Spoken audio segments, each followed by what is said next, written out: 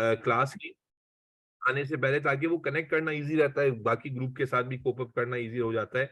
तो बहरहाल let's see, चूंकि तुमने पहले पढ़ा हुआ है दुआ, तो उम्मीद है कि तुम्हें बात थोड़ी सी जल्दी लिंक हो जाएगी। लेकिन जैसा कि मैंने कहा, this is the most technical chapter, this is not difficult, but चूंकि ज्यादातर इंफॉर्मेशन आपके लिए नई होती है, तो दिस टेक्स टाइम टू जो है ना वो एब्जॉर्ब दिस ऑल इंफॉर्मेशन। बहरहाल, तो nucleic acid and protein synthesis को हम लोगों ने बच्चों स्टार्ट किया था विद द कॉन्सेप्ट के क्रोमोसोम क्या होता है, बिकॉज सेल साइकिल अभी हम लोग पढ़ के आ रहे हैं, तो we have already talked about chromosome in detail in cell cycle. तो मैंने थोड़ा सा रिकॉल किया था शुरू में कि भाई क्रोमोसोम है, उसमें न्यूक्लियोसोम है, उसके अंदर जाके जो है ना वो हिस्टोन प्रोटीन है जिसपे रैप हुआ हुआ है डीएनए। उसके बाद मैंने आपको बताया था चैप्टर का नाम न्यूक्लिक एसिड। न्यूक्लिक एसिड्स क्या होते हैं? Those compounds which are acidic in nature and are made within the nucleus, ठीक है, are called nucleic acids. Nucleic acids वो कंपाउंड्स हैं जो न्यूक्लियस के अंदर बनते हैं, क्योंकि ज्यादातर कंपाउंड न्यूक्लियस में नहीं बनते। Those compounds which are made within the nucleus and are weakly acidic in nature are called nucleic acid, and that includes DNA and RNA। दो तरह के कंपाउंड्स हैं, DNA और RNA। DNA stands for deoxyribonucleic acid, RNA stands for ribonucleic acid। Then हमने ये concept आपके सामने रखा था कि like every other class of organic compounds, carbohydrate, protein, lipids, all of them are polymeric compounds, all of them are big compounds. Like them, DNA is also, or nucleic acids are also big compounds. They have long, large structures.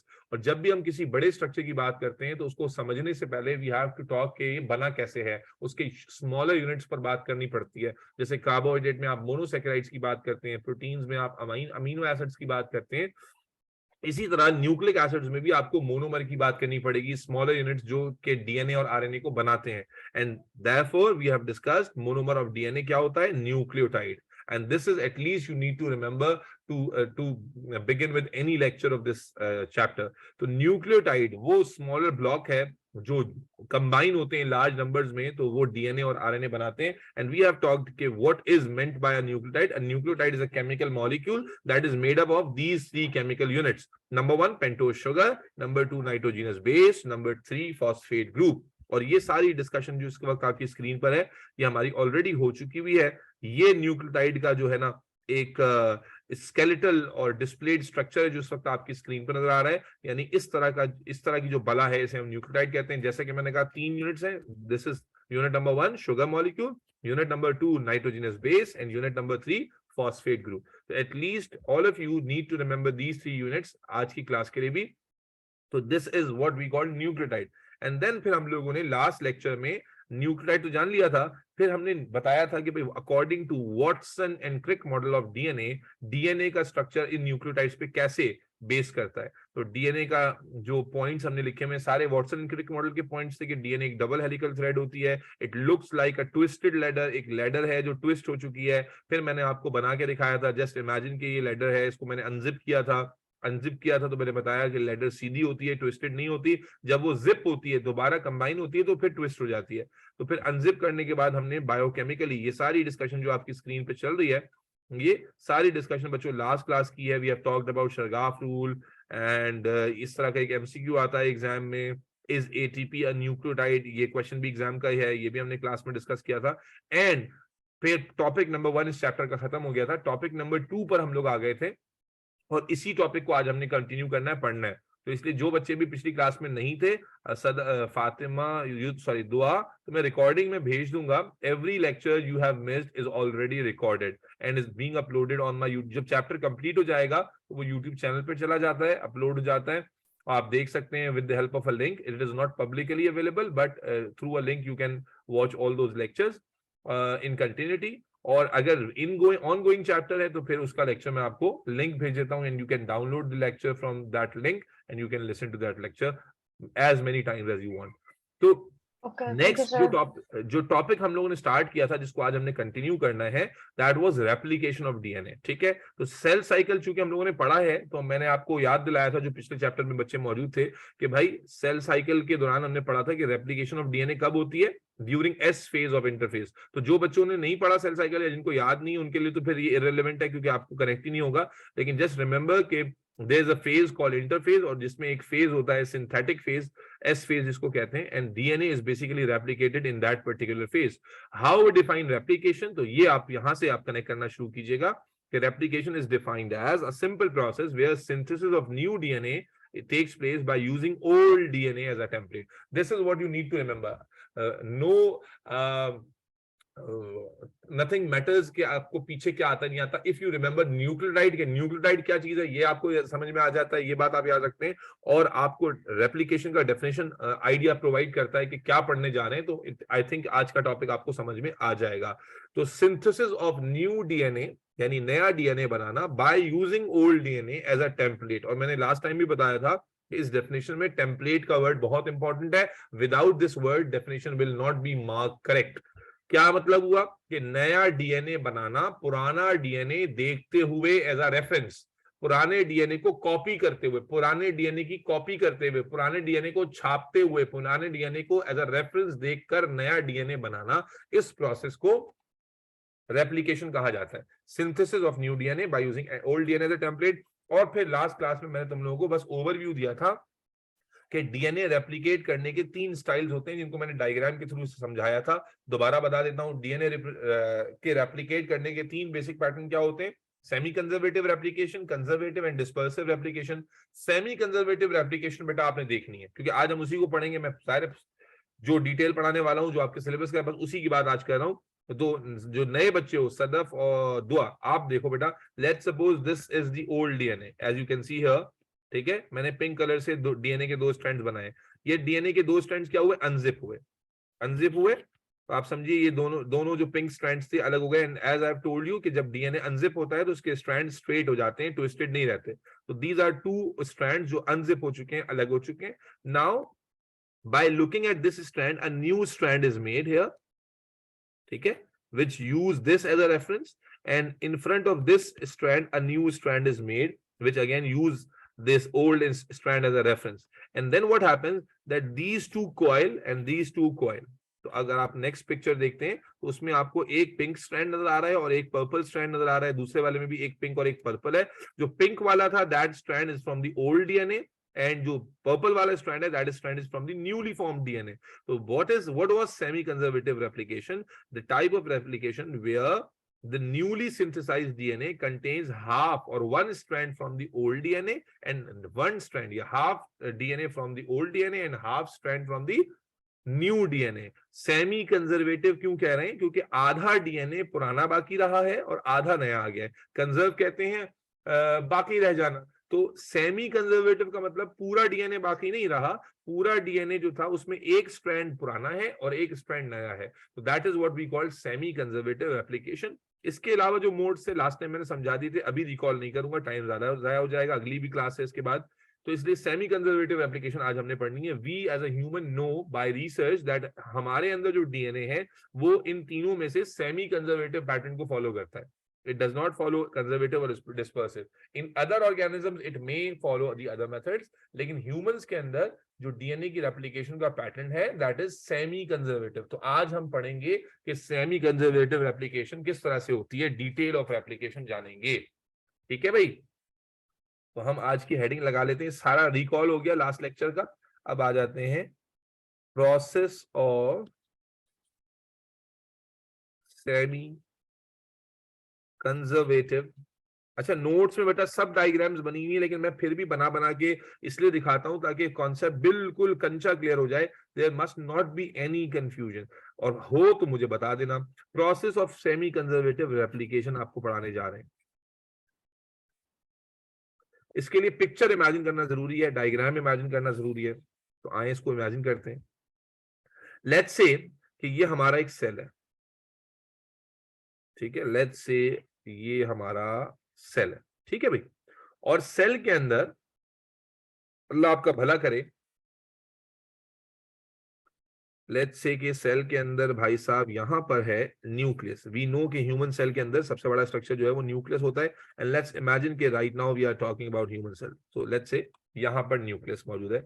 Label कर लेते हैं इसको, ये nucleus, और ये जाहिर है cell membrane हो जाएगी फिर, है ना. सेल मेम्ब्रेन है ये. And definitely this portion is then what, क्या है भाई बताओ. अरे बोलो भाई, क्या होगा ये.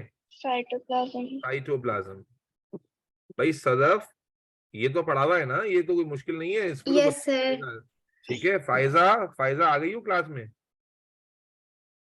फायजा, फायजा मुंह बंद करके नहीं बैठो। क्या हो गया, कहाँ मुंह में क्या रुई ठूस ली है क्या? जवाब ही नहीं दे रही हो लड़की तुम। नहीं सर, वो फ्लू है ना, इस वजह से। फ्लू तुम्हें क्यों हो जाता है बार बार? तुम मर क्यों नहीं जाती एक दफा में ही? आए दिन तुम्हें फ्लू हो जाता है यार, क्या चक्कर है ये? तुम्हें मैंने कहा भी था ना माइटिका का इस्तेमाल, तुम्ही को बताया था ना मैंने कि सीजन चल रहा है, माइटिका का इस्तेमाल करो, क्यों नहीं कर रही हो? तुमसे पूछ रहा हूँ, फिर गायब हो गई। सर अभी इतनी जल्दी नहीं मरना, कुछ करके मरूंगी। नहीं, वैसे तुम जितनी बड़ी बुराई हो तुम जल्दी मरोगी भी नहीं। तुम्हारे इबलीस और शैतान की उम्र ना बड़ी लंबी रखी है अल्लाह ने, कयामत तक जिंदा रखेंगे उसे। लेकिन बता ये रहा हूँ अपार्ट फ्रॉम जोक, लेकिन तुम्हें मैंने कहा था कि अगर सीजनल एलर्जीज तुम्हें रहती हैं तो तुम माइटिका का इस्तेमाल करो, हर हफ्ते में एटलीस्ट 3 डोजेज लिया करो, चाहे फ्लू हो या ना हो, ताकि आइंदा फ्लू को अवॉइड करो। अभी एग्जाम के टाइम पे या किसी भी टाइम पे इस तरह की फ्लू वगैरह का मसला होगा तो आपकी एफिशिएंसी खराब होगी भाई। जिनको भी सीजनल एलर्जीज हैं, लो डोज मेडिसिन है माइटिका एंटी एलर्जी के, आप उसे लिया करें जब फ्लू ना हुआ। अभी लोगे तो फायदा नहीं होगा, बिकॉज स्लोली एक्टिंग होती है, अभी तो एक्टिव फ्लू हुआ है, अभी तो स्ट्रॉन्ग एंटी एलर्जिक लेनी पड़ेगी आपको। बहरहाल, तो बेटा ये आपका न्यूक्लियस है, और न्यूक्लियस के अंदर here we have what, nucleoplasm. ये हमारा क्या है? जेली लाइक मटेरियल है जिसको हम कहते हैं न्यूक्लियोप्लाज्म। और वी नो कि न्यूक्लियोप्लाज्म के अंदर होते हैं क्रोमोसोम, और क्रोमोसोम के अंदर होता है डीएनए। लेकिन अभी के लिए मैं आपको समझाने के लिए अब क्रोमोसोम वोमोसोम नहीं बना रहा, फिर तो बड़ा मुश्किल हो जाएगा। तो डायरेक्टली इमेजिन कर लीजिए कि ये डीएनए है। हालांकि जाहिर है वी नो कि डीएनए ऐसे नहीं होता सेल में, बल्कि बड़ा ही छुपा हुआ होता है, नजर ही नहीं आता। लेकिन just to give you clear imagination, तो मैं कह रहा हूं इमेजिन कर लीजिए कि ये हमारा डीएनए का मॉलिक्यूल है। Now we want to multiply this DNA, now we want कि इस डीएनए को हम रेप्लिकेट करें, और रेप्लिकेट करके एक डीएनए से 2 डीएनए बना लें। ठीक है, तो अब नेक्स्ट पिक्चर पे चलते हैं। तो सिचुएशन ऑफ द सेल समझ में आ गई कि हम सेल के अंदर बात कर रहे हैं डीएनए की रेप्लिकेशन की। डीएनए न्यूक्लियस के अंदर न्यूक्लियोप्लाज्म में मौजूद है। तो अब मैं सिर्फ न्यूक्लियस की डायग्राम बनाऊंगा। नेक्स्ट डायग्राम जो बना रहा हूं आपके सामने, दैट ओनली शोज न्यूक्लियस। मैं न्यूक्लियस को इनलार्ज करके शो कर रहा हूं। बेटा दुआ समझ तो नहीं आ रहा ना? आफरीन सर समझ आ रहा है। जी सर। क्या नाम है तुम्हारा लड़की? सदफ। सदफ समझ तो नहीं आ रहा ना बेटा बिल्कुल भी? सर आ रहे समझ। हानिया यहां तक क्लियर है बेटे? जी सर। चलो, अब हानिया, ये है हमारा आ गया न्यूक्लियस। हम जानते हैं न्यूक्लियस की जो मेम्ब्रेन होती है उसमें जगह जगह सुराख होते हैं, न्यूक्लियर पोर्स कहलाते हैं ये। ठीक है, और ये हमारा डीएनए आगे थोड़ा बड़ा करके बना रहा हूँ डीएनए। ठीक है, this is the diagram of nucleus. तो जो डीएनए भी मैंने बनाया था, हालांकि मैंने अभी कहा है कि डीएनए इस फॉर्म में होता नहीं है हमारे सेल में, वो तो क्रोमोसोम में छुपा हुआ होता है। लेकिन अब हम कोई माइक्रोस्कोप के अंदर तो देख नहीं रहे कि मैं सारी एक्चुअल बनाऊं कहानी, तो इसलिए थोड़ा समझाने के लिए ऐसा कर रहा हूँ। अब आज आप अच्छे से जानते हो कि डीएनए एक बहुत बड़ा मॉलिक्यूल है। डीएनए एक बहुत ही बड़ा मॉलिक्यूल है। इट लेंथ वाइज मैंने शायद तुम लोगों को पहले ही बताया था कि अगर एक ह्यूमन के, ये बात मैंने पहले बताई थी कि अगर 1 ह्यूमन बॉडी के सारे डीएनए को निकाला जाए, ठीक है, तो लेंथ कितनी बनती है? 1 ह्यूमन बॉडी डीएनए से इस दुनिया को 8 बार रैप किया जा सकता है। तो डीएनए बहुत बड़ा मॉलिक्यूल, एक सेल के डीएनए की नहीं कह रहा हूं मैं, एक ह्यूमन बॉडी, 100 ट्रिलियन सेल्स होते हैं एक ह्यूमन बॉडी में। तो DNA is present in super coiled stage, इसलिए हमें इसका अंदाजा नहीं होता, बट डीएनए का लेंथ बहुत ज्यादा है। और मैंने क्यों बताया? ये मैंने इसलिए बताया कि बेटा आपको ये समझना पड़ेगा कि सारा डीएनए एक साथ नहीं खुल जाता। देखो, जब भी डीएनए को रेप्लिकेट करना होगा ना, अभी ये जिप फॉर्म में है, हेलिकली अरेंज्ड है, लेकिन अब इस डीएनए को खुलना पड़ेगा, अनरैप होना पड़ेगा, अनजिप होना पड़ेगा। और जो लोग डीएनए का स्ट्रक्चर पढ़ चुके हैं, जरा साइड में इस डायग्राम को भी देखें। हम लोग ऑलरेडी जानते हैं कि डीएनए के अंदर क्या हुआ है बेटा। अगर ये हमारा डीएनए का मॉलिक्यूल है,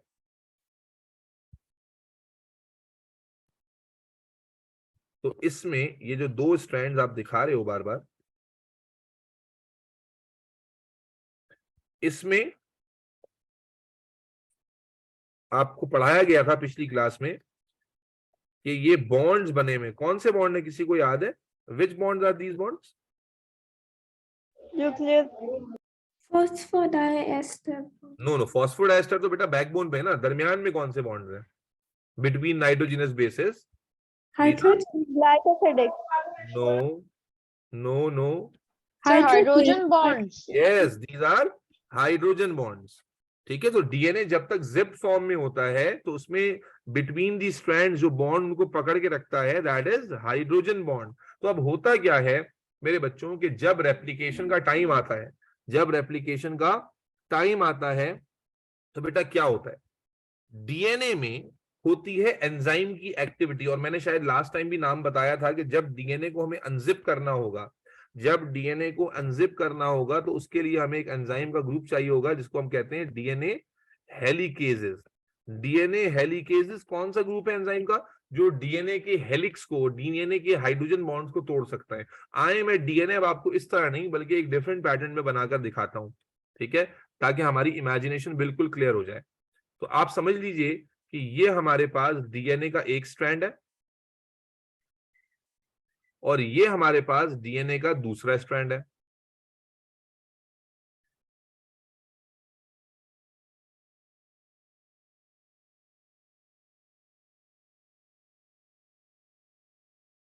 ठीक है, और इनके दरमियान हम अच्छे से जानते हैं कि स्टेप्स हैं नाइट्रोजनस बेसिस के। न्यूक्लियोटाइड का स्ट्रक्चर मैं आपको ऑलरेडी पढ़ा चुका हूं and from that we can conclude ये एक लेडर की फॉर्म में इस तरह से मौजूद है। ठीक है, इस लेडर की फॉर्म में यहां पर इनकी फॉर्मेशन हुई भी है ऑलरेडी। इसको अगर थोड़ा सा जल्दी जल्दी मैं कॉपी कर लूं,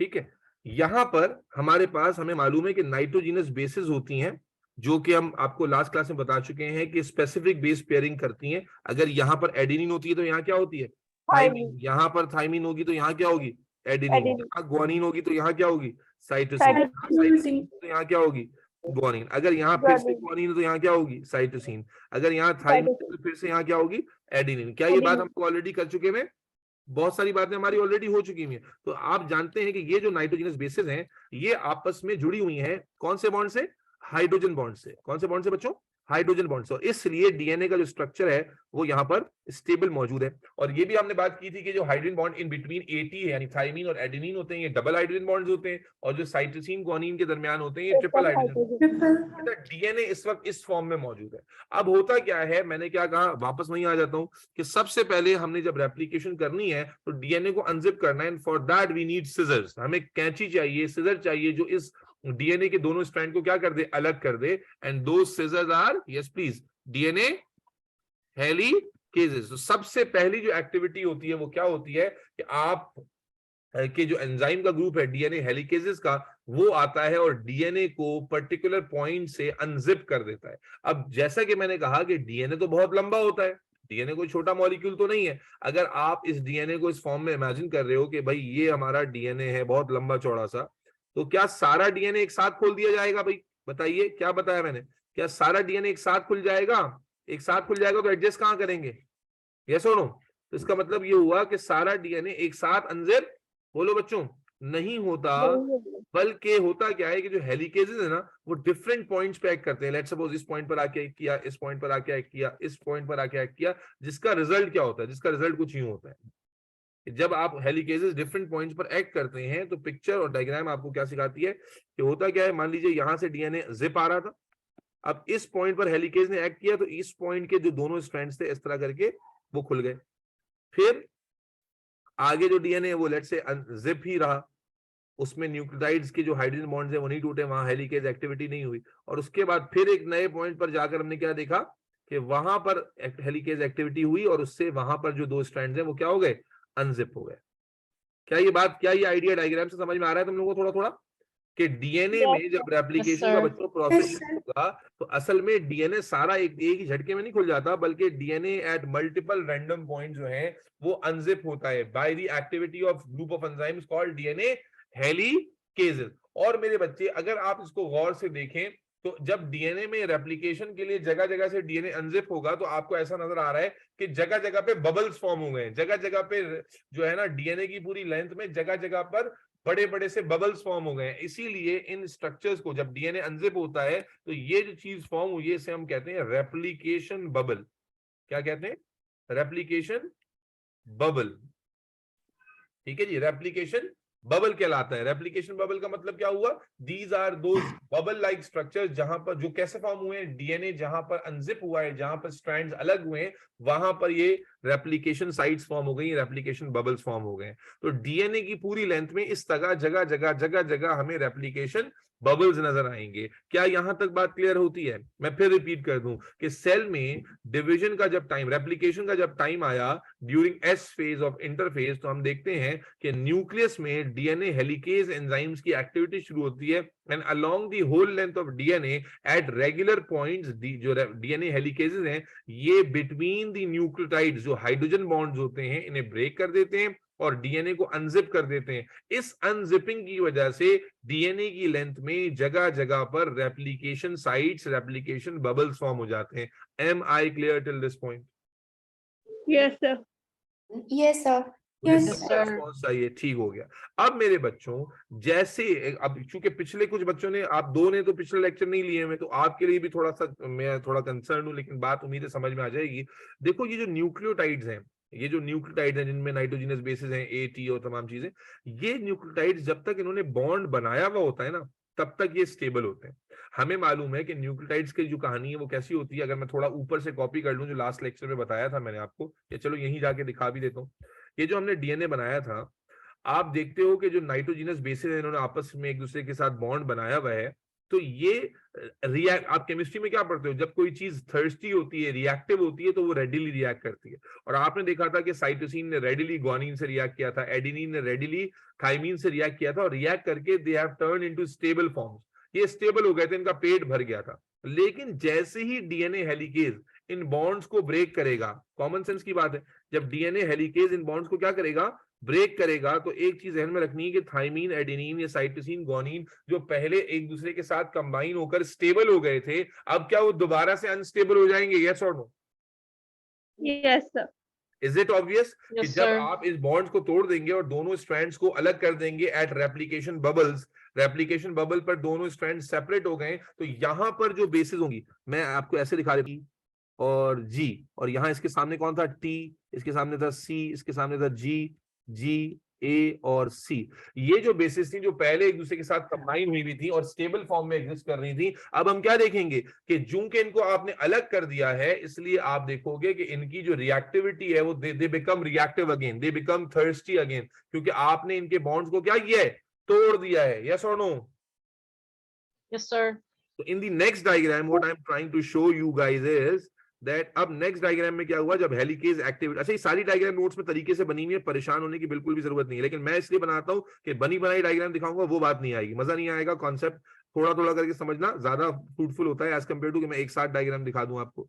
तो इसलिए अब नेक्स्ट डायग्राम में सिचुएशन क्या हो गई कि हेलिकेज एक्टिविटी की वजह से हमने ये देखा कि दोनों स्ट्रैंड्स क्या हो गए, अलग हो गए, और अलग होने की वजह से क्या हुआ, दीज बेसिस, नाइट्रोजनस बेसिस जो हैं ये हाईली रिएक्टिव फॉर्म में टर्न हो गई, they become highly reactive. Now अब ये सब कहां हो रहा था, जरा सेल की डायग्राम में वापस चलते हैं। तो this was nucleus and surrounding में क्या था, ये सारा न्यूक्लियोप्लाज्म था। क्या था बेटा? सराउंडिंग में all of this was nucleoplasm. अब डीएनए में जो रेप्लिकेशन बबल्स बने हैं वो कैसे बने, आप इमेजिन कर पा रहे हो? तो इस तरह रेप्लिकेशन बबल्स जगह जगह पे बने हैं, और जहां जहां पर रेप्लिकेशन बबल्स बने हैं वी नो कि वहां का जो डीएनए है it has become really reactive. वहां का जो डीएनए है because of the breaking of bond that DNA has turn really reactive. तो इस तरह से रेप्लिकेशन बबल्स यूं करके बने हुए जगह जगह। अच्छा जी, अब बात समझते हैं। तो न्यूक्लियोप्लाज्म के अंदर पहले से, न्यूक्लियोप्लाज्म के अंदर एक तरफ डीएनए की हेलिकेज एक्टिविटी हुई, जगह जगह पे रेप्लिकेशन बबल्स बन गए, जो डीएनए के अनजिप्ड स्ट्रैंड्स हैं वो बहुत ज्यादा रिएक्टिव हैं। अब क्या हम देखते हैं कि भाई डीएनए के जो न्यूक्लियस का न्यूक्लियोप्लाज्म है, न्यूक्लियोप्लाज्म के अंदर पहले से, न्यूक्लियोप्लाज्म के अंदर पहले से मौजूद होते हैं बच्चों फ्री न्यूक्लियोटाइड्स। क्या मौजूद होते हैं? पहले से मौजूद होते हैं न्यूक्लियस के अंदर, क्या बोलो बच्चों? Free 3 nucleotides. They are present like this here. ठीक है, ये न्यूक्लियोटाइड मौजूद है। मैं न्यूक्लियोटाइड को वैसे नहीं बना रहा जैसे लास्ट क्लास में सिखाया था, वो तो एक्चुअल डायग्राम थी, अभी समझाने के लिए जस्ट छोटे छोटे न्यूक्लियोटाइड बना रहा हूं which are already there whether DNA unzipped और नॉट। ठीक है, these nucleotides were already there in the nucleoplasm. Let's say इसमें एडेनिन है, इसमें थाइमीन है, ये ग्वानिन वाला है, ये साइटोसिन वाला है, ये फिर से थाइमीन वाला है, एंड दिस पार्ट, ये वाला पार्ट कौन सा है, शुगर फॉस्फेट वाला। तो शुगर फॉस्फेट वाला पार्ट को हम जानते हैं सब में ही सेम होता है, इसलिए शुगर फॉस्फेट वाला पार्ट एक जैसा बना है। तो free nucleotides were already there, ठीक है।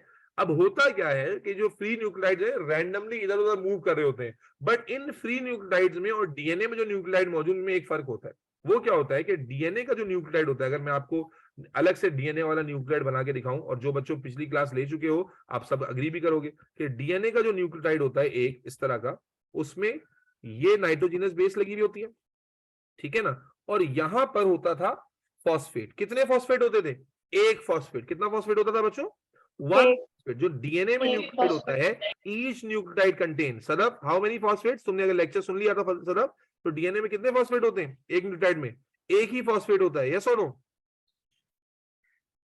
Yes, sir. ठीक है।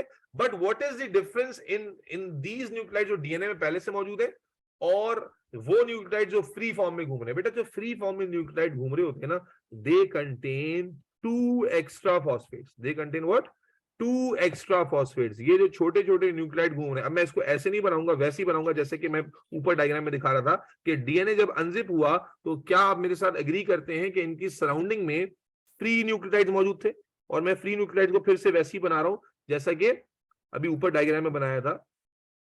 इस तरह फ्री न्यूक्लियोटाइड मौजूद थे, और इन फ्री न्यूक्लियोटाइड में क्या था, they contain what, how many phosphates, 3 phosphates. जबकि नॉर्मल न्यूक्लियोटाइड में कितने फॉस्फेट होते हैं, बोलो बेटा, ओनली 1 फॉस्फेट होता है। एंड लेट्स से ये वाला न्यूक्लियोटाइड जो था ये एडेनिन वाला न्यूक्लियोटाइड था। इसी तरह we have so many of them like this, बहुत सारे इसकी तरह के हैं। मैं कॉपी करके जल्दी जल्दी कर लेता हूं। तो न्यूक्लियस के अंदर, न्यूक्लियोप्लाज्म में, सराउंडिंग में बेतहाशा इस तरह से फ्री न्यूक्लियोटाइड्स मौजूद हैं बेटे। लेकिन क्या हो रहा था, अच्छा एक बात और भी बतानी है इसमें, टेक्निकल बातें उम्मीद है सैचुरेट नहीं होगी। बेटा फॉस्फेट मैंने बताया था हाईली नेगेटिव ग्रुप होता है, तो why they contain 3 phosphates, because ये एक दूसरे से इतने नेगेटिव हो जाएं, आप समझो कि अगर इनमें एक फॉस्फेट पे -3 का चार्ज होता है, तो अगर आपके पास 3 फॉस्फेट्स हैं तो इसका मतलब है these are strongly negative, yes और no, these are strongly negative.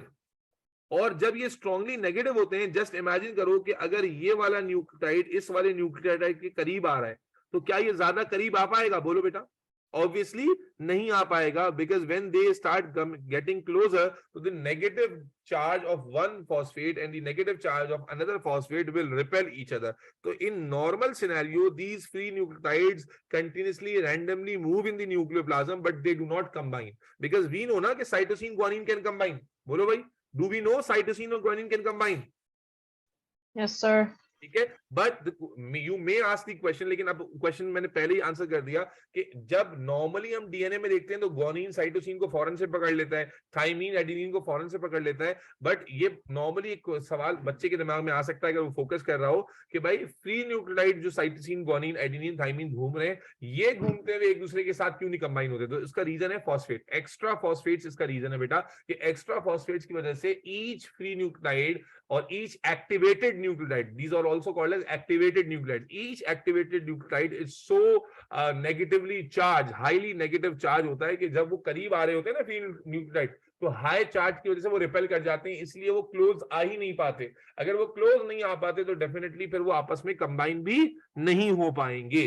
However जब डीएनए अनजिप हुआ तो बेटा randomly, totally bye random chance, क्या ये न्यूक्लियोटाइड्स इनसे भी आके टकरा सकते हैं अनजिप डीएनए से, बोलो भाई, इज इट द पॉसिबिलिटी कि भाई अनजिप डीएनए से आके टकरा जाए? यस, बिल्कुल पॉसिबिलिटी है। लेट्स से कि ये जो ग्वानिन वाला न्यूक्लियोटाइड है, लेट्स से कि इससे जाकर टकरा जाए कोई ऐसा न्यूक्लियोटाइड जो कि है एडेनिन वाला, लेट्स से कि ये वाला न्यूक्लियोटाइड है और ये जाकर यहां पर यहां आ जाए, इसके करीब आए, ठीक है। तो अब यहाँ पहला सवाल तो ये कि इसके करीब कैसे आ पा रहा है? तो आंसर इज कि बेटा पहले जो न्यूक्लियोटाइड आपस में करीब नहीं आ रहे थे, क्यों? क्योंकि एक के पास 3 फॉस्फेट्स है, दूसरे के पास भी 3 फॉस्फेट्स थे। लेकिन यहाँ पर जो फ्री न्यूक्लियोटाइड है उसके पास 3 फॉस्फेट्स हैं, लेकिन ये इसका जो न्यूक्लियोटाइड होगा इसके पास तो 1 ही फॉस्फेट होगा ना। यहाँ पर जो डीएनए के न्यूक्लियोटाइड होते हैं उनमें तो सिंगल फॉस्फेट होता है, तो यहाँ पर जो रिपल्शन है वो ज्यादा होगी या कम होगी? बोले बेटा, repulsion as compare to in between free nucleotides, उसके कंपैरिजन में यहाँ जो रिपल्शन है वो कम होगी,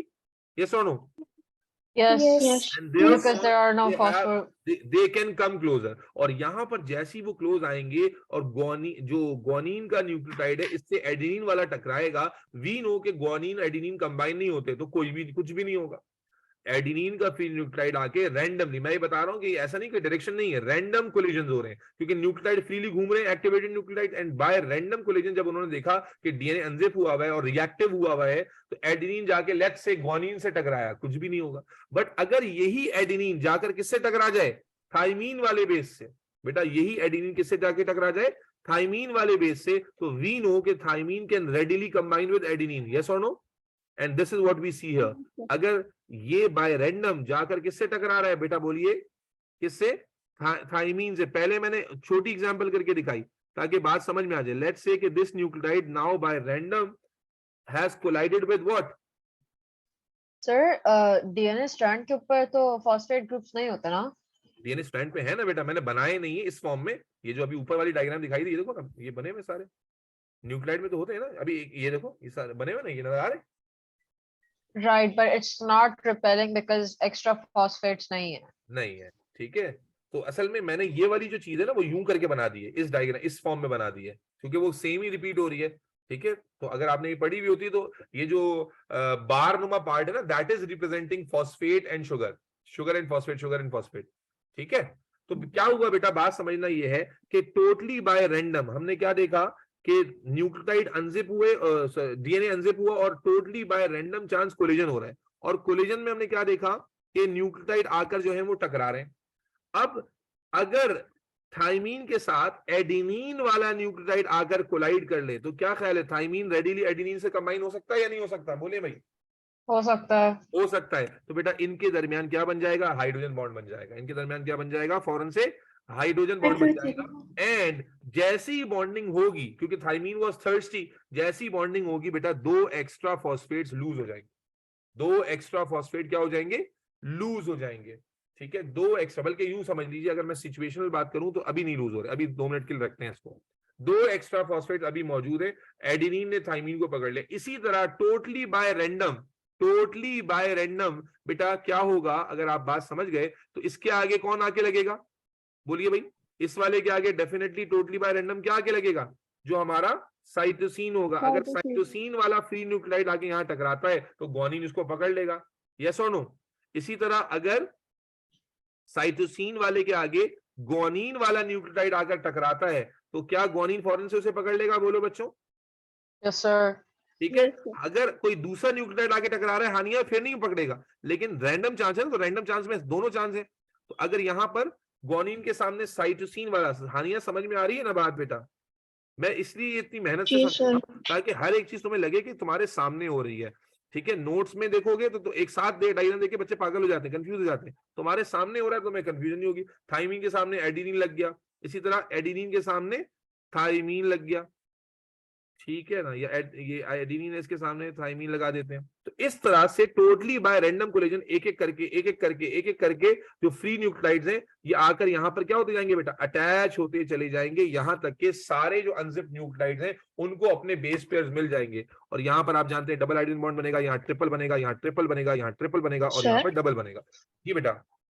सर ये खुद ही तो नहीं फॉर्म करेंगे ना, डीएनए पॉलीमरेज से होगा ना?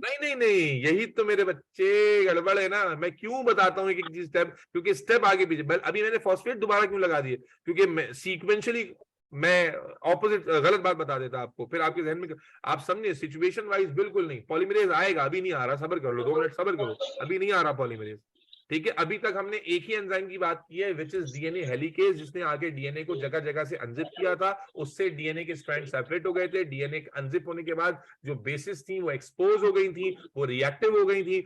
न्यूक्लियस के अंदर, न्यूक्लियोप्लाज्म में फ्री न्यूक्लियोटाइड्स मौजूद थे जो एक्स्ट्रा फॉस्फोराइलेटेड थे, एक्टिवेटेड थे, they were moving here and there and they now they started colliding with the exposed bases. जब कोलिजन में स्पेसिफिक बेस पेयर ने एक दूसरे के साथ कोलाइड किया तो रेडिली उनको पकड़ लिया गया और उनके साथ अटैचमेंट हो गई। Is that clear? Yes sir. बेटा ये बेसिस एक अपनी कॉम्प्लीमेंट्री बेसिस से तो अटैच हो गए, लेकिन क्या ये जो शुगर फॉस्फेट वाला हिस्सा है क्या ये आपस में अटैच हुआ है? ऑब्वियसली नहीं हुआ। अभी तक आपने देखा इंडिविजुअली न्यूक्लियोटाइड जो है ये एक दूसरे के साथ, ये सामने वाले स्ट्रैंड के साथ अटैच होते जा रहे थे, बट क्या ये जो न्यूक्लियोटाइड्स है एक दूसरे से अटैच हुए? क्या ये न्यूक्लियोटाइड एक दूसरे से अटैच हुए? बोलो बेटा, नहीं हुए ना? नहीं सर। No, sir. यहां पर इनको स्टिच करने के लिए अब आ गया बेटा, क्या नाम है तुम्हारा जिसने बोला था अभी, अब आ गया एक और स्पेशल एंजाइम जिसको हम कहते हैं डीएनए पॉलीमरेज, या मैं हमेशा बच्चों को कहता हूं टेलर।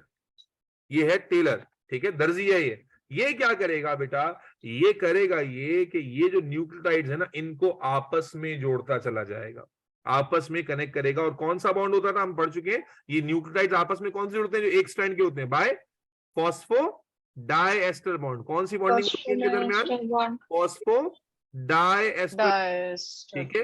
ये मैंने अगर पुरानी डायग्राम में ले आके दिखा दूं जिन्होंने पहले अटेंड नहीं किया, ये देखें, ये जो बॉन्ड बने हुए ना, ये दीज आर फॉस्फोडाइएस्टर बॉन्ड, तो these are made by DNA polymerase. तो डीएनए पॉलीमरेज क्या करेगा, अलोंग दीज, अगर आपने कभी स्विंग मशीन देखी हो तो उसमें क्या होता है, कपड़ा डालते हैं, धड़ धड़ धड़ करके उस पर रनिंग होती है, बिल्कुल इसी तरह ये क्या करेगा, DNA polymerase will run through the whole length, और जब ये रन कर रहा होगा मेरे बच्चों, तो ये न्यूक्लियोटाइड्स के दरमियान फॉस्फोडाइएस्टर बॉन्ड बनाता जाएगा और उनके एक्स्ट्रा फॉस्फेट्स को निकालता जाएगा, उनके एक्स्ट्रा फॉस्फेट को क्या करता जाएगा, निकालता चला जाएगा, रिमूव करता है। एक्चुअली असल में वो जो एक्स्ट्रा फॉस्फेट्स को निकालता है उसकी एनर्जी, जो फॉस्फेट्स की एनर्जी होती है, वो इस्तेमाल करता है वो फॉस्फोडाइएस्टर बॉन्ड बनाने के लिए, ठीक है। इसलिए मैंने पहले मिटा दिया था कि जब एक्स्ट्रा फॉस्फेट्स निकलेंगे ना, उसी वक्त फॉस्फोडाइएस्टर बॉन्ड बनेगा इन बिटवीन न्यूक्लियोटाइड, जिसकी वजह से न्यूक्लियोटाइड्स एक दूसरे के साथ अटैच होंगे और अब ये कन्वर्ट हो जाएंगे पूरे एक स्ट्रैंड में।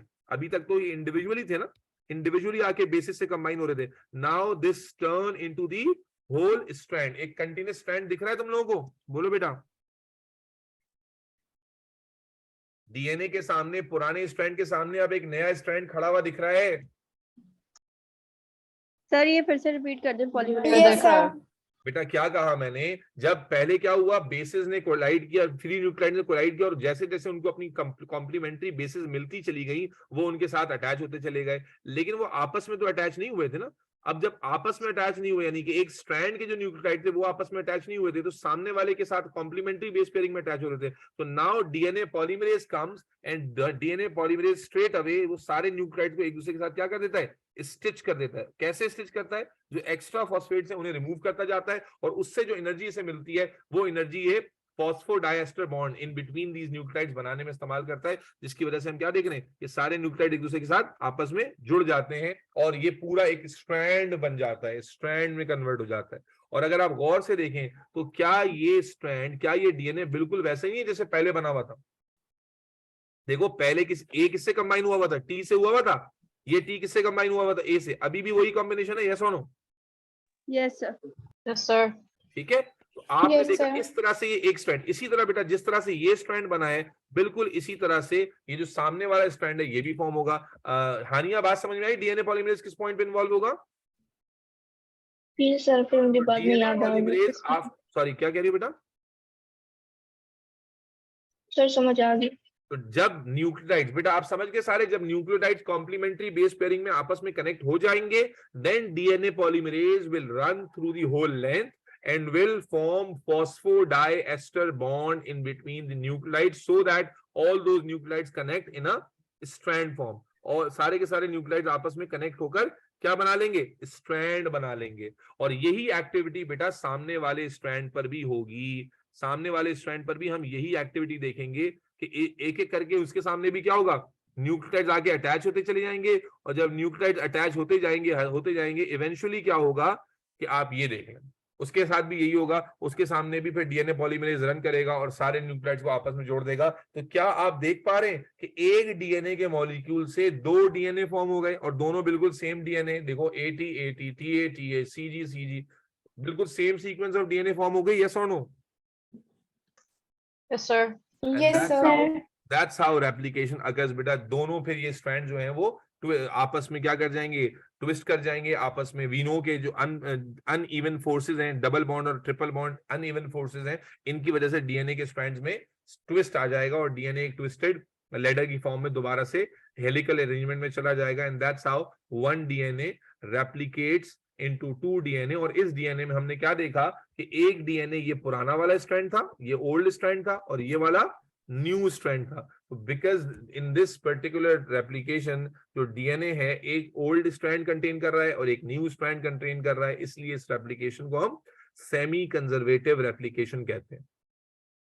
तो मैं फिर समराइज कर दूं बेटा, क्या हुआ रेप्लिकेशन के अंदर कि सबसे पहले रेप्लिकेशन के लिए DNA with the activity of DNA helicases जगह जगह से अनजिप होता है और रेप्लिकेशन बबल्स बन जाते हैं। जब रेप्लिकेशन बबल्स बन जाते हैं तो डीएनए की जो बेसिस अब तक पेयर्ड थी वो एक्सपोज हो जाती हैं, ठीक है, और जब एक्सपोज हो जाती हैं they become reactive, they become thirsty, ठीक है। नाउ न्यूक्लियोप्लाज्म के अंदर फ्री न्यूक्लियोटाइड्स ऑलरेडी मौजूद होते हैं, बट वो एक्टिवेटेड फॉर्म में होते हैं, एक्स्ट्रा फॉस्फेट कंटेनिंग फॉर्म में होते हैं, तो वो आपस में कंबाइन नहीं होते। But now when they start colliding with the exposed bases, once they find their complementary base, they get attached to that via hydrogen bond. Once all the bases get attached to their complementary bases, now DNA polymerase will run through the whole length of the nucleotide and will connect all those nucleotides by phosphodiester bond, also removing the extra phosphates, and that's how replication gets complete. These strands now twist around each other, and this is how one single molecule of DNA is replicated to produce two molecules of DNA. Am I absolutely clear? Yes, sir. Yes, sir. Yes, sir. Yes, sir. बेटा diagram जो आप notes आपके पास मौजूद हैं उसी diagram में से भी दिखा दूं ताकि और बेहतर क्लियर हो जाए। उम्मीद है तुम लोगों ने नोट भी किया होगा। जो just hold for a second, ये डायग्राम बुक्स में भी मौजूद है और यहाँ पर आपको हम दिखाते भी हैं। तो भाई साहब स्क्रीन पर मेरे नोट्स की फाइल शेयर होने लगे तो बताना भाई, कैन यू सी देम? हाँ भाई, Yes, sir, I see it. Okay. तो पहले से आप सबसे पहले समझ लीजिए, डायग्राम बहुत सारी डायग्राम्स है। सबसे पहले आप फर्स्ट डायग्राम को देखेंगे तो आप क्या दिखा रहे हैं, that was the original DNA and replication is the process जहां पर हमारा one molecule of DNA replicate होकर टू मॉलिक्यूल्स ऑफ डीएनए में कन्वर्ट हो गया है, ठीक है ना। और टू मॉलिक्यूल्स में हर मॉलिक्यूल में जो ब्लू वाला स्ट्रैंड है नया वाला है, और जो पिंक, देखो पुराना डीएनए जो था उसमें दोनों स्ट्रैंड्स पिंक थे, जब नया बना है तो उसमें एक पिंक है और एक ब्लू है, and that is what we called semi conservative replication. उसके बाद अगर हम इसको देखें, आप बेखाले जो कॉन्सेप्ट हमने समझा आप आसानी से रिलेट कर पाएंगे। क्या हो रहा है बेटा, डीएनए हेलिकेजेस की एक्टिविटीज हुई है, डीएनए हेलिक्स अनवाइंड हुआ है, अनजिप हुआ है by the breaking of hydrogen bond. आप देख रहे हैं कि जगह जगह से ब्रेकिंग होगी, तो यहाँ पर ये साइट खुलना शुरू हो गई। कैन यू सी दैट कि ये साइट खुल रही है, एंड सराउंडिंग में देखो ये फ्री न्यूक्लियोटाइड्स घूम रहे हैं, फ्री न्यूक्लियोटाइड्स घूम रहे हैं। इस पे देखो दो फॉस्फेट दिखाए हुए, टू एक्स्ट्रा फॉस्फेट, क्योंकि एक फॉस्फेट तो ऑलरेडी होता है ना, तो हमने क्या दिखाए हुए, सिर्फ टू एक्स्ट्रा फॉस्फेट दिखाए हुए, एक फॉस्फेट जो पहले से होता है वो नहीं दिखाया हुआ। तो ईच ये these free nucleotides are there. DNA unzip हुआ, जब डीएनए अनजिप हुआ तो as you can see in the next diagram कि जो फ्री न्यूक्लियोटाइड्स हैं, एक्टिवेटेड न्यूक्लियोटाइड्स हैं, they are moving there and are attaching with the exposed bases. Can you see this in the diagram? ये जो Yes, sir. खुला हुआ form Yes, है, sir. इसमें Yes, sir. न्यूक्लियोटाइड जो फ्री न्यूक्लियोटाइड है, they are going there, they are colliding with the complementary bases and they are getting attached there, ठीक है। Once they get attached there, what happens is, this is what happens. Next diagram में देखें, जब once they get attached, then DNA polymerase, this is this enzyme, this just work like a tailor and they start stitching all the nucleotides and converting them into a strand. अभी तक क्या था, अलग अलग वो न्यूक्लियोटाइड थे। Now DNA जो polymerase है, it runs through the whole length of newly available nucleotides and stitch them together by forming phosphodiester bond and converting them into the whole strand like form, and that's how replication is completed. तो उम्मीद है बात समझ नहीं आई होगी, और अगर आ गई है तो मुझे बताइए। मैं फिर से स्टेप बाय स्टेप अगर रेप्लिकेशन पूछूं, सबसे पहला स्टेप क्या होता है, डीएनए हेलिकेज की एक्टिविटी होती है, that causes DNA to unwind और unzip from eight different positions to form replication sites, replication bubbles, ठीक है। Once replication bubbles are formed, तो जो बोथ बेसिस ऑफ डीएनए होती हैं, न्यूक्लियोटाइड्स ऑफ डीएनए होते हैं, वो एक्सपोज हो जाते हैं, they become reactive. In surrounding of nucleoplasm we have got large number of free nucleotides, activated nucleotides, phosphorylated nucleotides, and they are moving randomly in the nucleoplasm. They do not get combined to each other because of high negative polarity of phosphates. आपस में क्यों नहीं combine हो रहे, इनका cytosine guanine से क्यों नहीं कंबाइन हो रहा, because of negative polarity they cannot come too close. But once DNA bases are exposed which do not contain extra phosphorylated nucleotides, तो ये उनसे randomly collide करते हैं. Once they find their correct pair, they get paired with them, और इस तरह से जो एक्सपोज बेसिस हैं उनके साथ एक एक करके न्यूक्लियोटाइड्स अटैच होते चले जाते हैं, and once all of them are attached separately with their complementary bases, then DNA polymerase runs to the on the whole length of this strand and connect all these nucleotides via phosphodiester bond. Any question? No, sir. And that is how one new DNA is made by using old DNA as a template. अब गौर से देखो, पुराने DNA को देख देख के बनाया ना हमने, भाई थाइमीन था तो उसके साथ एडेनिन लगा, एडेनिन था तो उसके साथ थाइमीन लगा, तो पुराने DNA को टेम्पलेट के तौर पर लेकर हमने नया DNA फॉर्म किया है, and that is what we called replication, process of replication. अगर स्टेप वाइज लिखेंगे तो 4 to 5 स्टेप्स बनेंगे. डायग्राम आपको बनानी नहीं होगी एग्जाम में, डायग्राम बनी हुई आ सकती है, और ज्यादातर डायग्राम बनी हुई आती है, आपको सिर्फ प्रोसेस को एक्सप्लेन करना होता है. तो इसमें जो की मार्कर्स हैं आप नोट कर रहे थे, तो helicase activity, unwinding, replication bubble, and then bases are exposed, free nucleotides collide with them, a complementary base pairing attachment via hydrogen bonds, and then DNA polymerase activity to stitch all the nucleotides together to convert them into a new strand, and then both one new and one old strand coil together. दोबारा से वो coil कर जाते हैं, and that's how a single molecule of DNA converts into 2 DNA. बेटा note किया है तुम लोगों ने इस प्रोसेस को? जी सर. सदफ कुछ बात समझ में आई है? बाउंसर चला गया सारा. नहीं सर, समझ आई है बट लिखा नहीं है. लिखा क्यों नहीं है? समझने के लिए सर. अच्छा, आप वो वाली बच्ची हो जो पहले समझती हो फिर अलग से बैठ के लिखती नहीं हो? नहीं नहीं नहीं नहीं, वो वाली नहीं. साथ अच्छा, में. बायोलॉजी में बहुत इंपॉर्टेंट है लिखना, और लिखने के लिए क्या है, अगर आपने डायग्राम्स बनाई हैं या मतलब जो भी आपकी अप्रोच है, लेक्चर्स आप वापस सुन के बनाती हो, व्हाटएवर, ठीक है. नोट्स आप ग्रुप पे एडिट हो ना, जो ग्रुप पे एडिट है आप देख लें, हसनैन का नंबर ग्रुप पे होगा एडमिन्स में, आप उनको मैसेज कर दें, अपना नाम अपना ग्रुप बताएं, आप मुझसे कहाँ पढ़ रही हैं, तो वो नोट्स और पास पेपर्स आपको भिजवा देंगे घर पर. वो आपके पास होने चाहिए, क्योंकि आपने इस तरह के चैप्टर्स हैं इसमें रिस्क नहीं ले सकते. आप बुक रीडिंग करें, और बुक रीडिंग जो कि सारी टेक्स्ट की फॉर्म में, तो देयर आर 2 फॉर्म्स, या तो बुक रीड करके नोट्स खुद बनाएं आप उसके लिए, लेकिन we don't have that much time, तो आप बुक रीडिंग करें कॉन्सेप्ट पढ़ने के बाद, and then write all those points on your notes, and notes में ऑलरेडी कंक्लूसिव बातें लिखी हुई हैं, डायग्राम्स भी बनी हुई हैं, एंड देन मतलब आप जैसे जैसे टॉपिक होता जा रहा है उसको कवर करते चले जाएं.